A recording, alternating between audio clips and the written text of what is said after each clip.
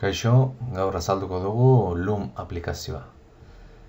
Loom aplikazioak balio digu pantaila grabatzeko. Bai pantaila eta webcamak grabatzen duena, gure irudia izan daitekena.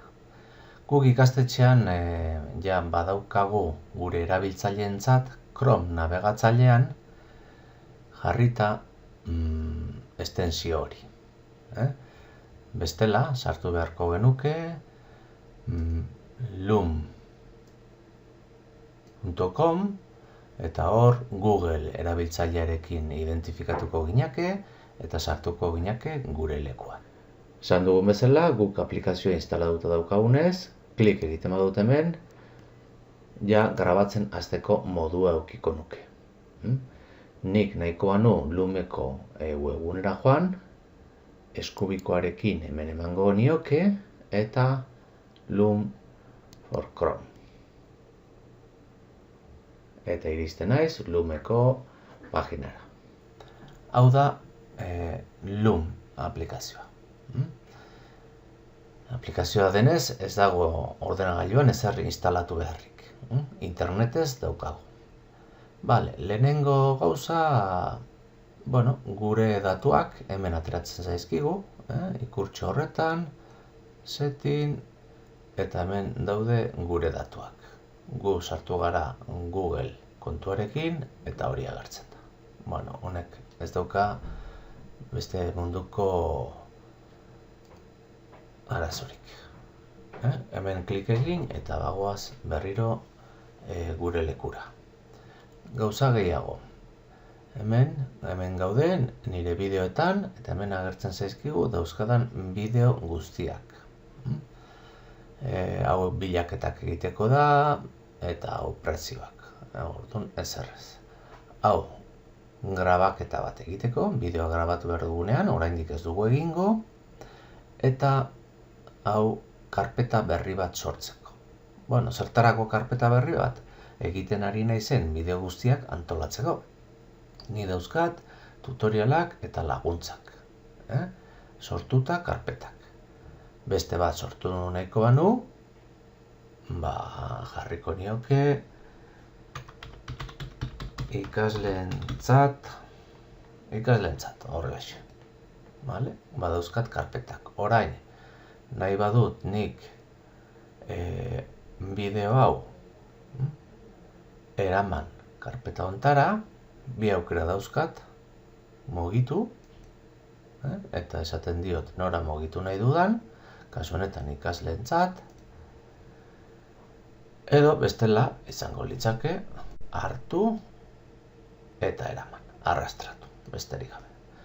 Komeni izaten da antolatuta edukitzea ez egoteko hemen bideo pila bat kanpoan.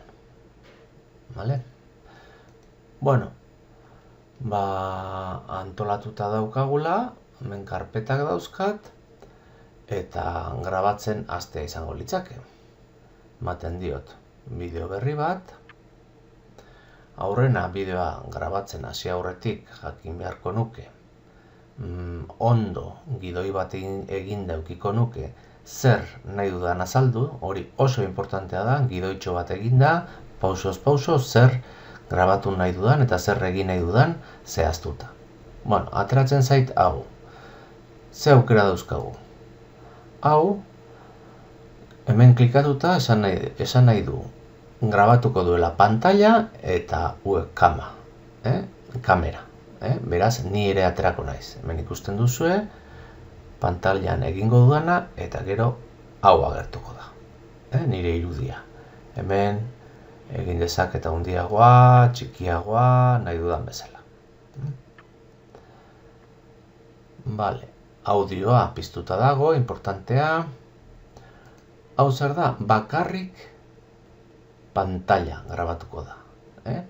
Ni egiten ari naizena pantailan. Hemen nire irudia ez da ikusten. Eta hemen izango litzake bakarrik kamera. Hemen ni hitz egiten agertuko nitzake bideo batean, besterik gabe. Hau ez da ezer, euki ditudan notifikazioak, bideo bat grabatu ondoren nire korreora iritsiko zait notifikazioren bat.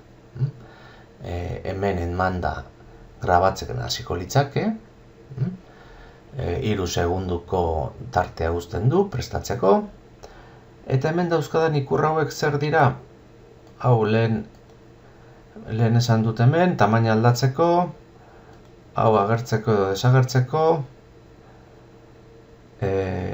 grabaketa hau martxan jartzeko edo onartzeko, berdea gero grabatzen ari denean, berdea jarriko da eta klik ematen badiot hemen, bukatutzat daukadanean, klik eman eta onartuta geldituko da. Honi ematen badiot, ezabatuko da orain arte borratutakoa, eta hau da pausatzeko. Gelditzen dut eta gero berriro jarraituko nuke honi emanda. Oraingoz nahikoa da honekin, gero jarraituko dugu.